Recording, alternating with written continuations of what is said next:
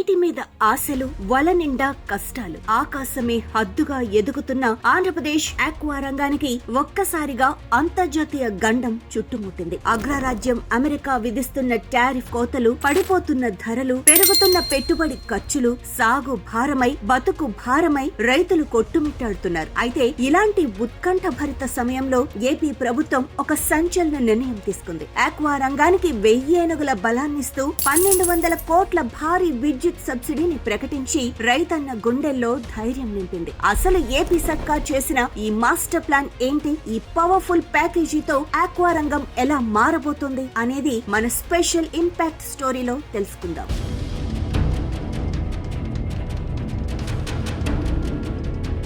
దేశానికి అన్నపూర్ణగా పేరుగాంచిన ఆంధ్రప్రదేశ్ ఇప్పుడు గ్లోబల్ మార్కెట్ లో ఆక్వా హబ్ గా నిలిచింది. దేశం నుంచి ఎగుమతి అయ్యే మత్స్య సంపదలో ఏకంగా 29% వాటా మనదే. అంటే మన సత్తా ఏంటో అర్థం చేసుకోవచ్చు. కానీ అమెరికా ఆంక్షల రూపంలో వచ్చిన గండం ఎగుమతిదారులను వణికించింది, రైతులను ఆందోళనలోకి నెట్టేసింది. ఈ క్లిష్ట తరుణంలో AP state aquaculture development authority ద్వారా మంత్రి కింజరపు అచ్చెన్నాయుడు విసిరిన వరాల జల్లు ఇప్పుడు ఆక్వా రంగానికి కొత్త ఊపిని నింపబోతోంది. ఆక్వా సాగులో పెద్ద ఖర్చు విద్యుత్తే. చెరువుల్లో ఏరేటర్లు క్షణమాగిన రొయ్య ప్రాణం గాలిలో కలుస్తుంది. రైతుల పెట్టుబడి నీటిపాలవుతుంది. మొన్నటిదాకా అరకొరగా ఉన్న సబ్సిడీ రైతు కష్టాలను తీర్చలేకపోయింది. అందుకే కూటమి ప్రభుత్వం ఏకంగా 1200 కోట్ల మెగా పవర్ బూస్ట్ తెరపైకి తెచ్చింది. గతంలో ఉన్న 800 కోట్లకు అదనంగా మరో 400 కోట్లు కేటాయించి రైతు నెత్తిన ఒక్క రూపాయి కూడా భారం పడకుండా భరోసానిచ్చింది. ఇక్కడ అసలైన ట్విస్ట్ ఏంటంటే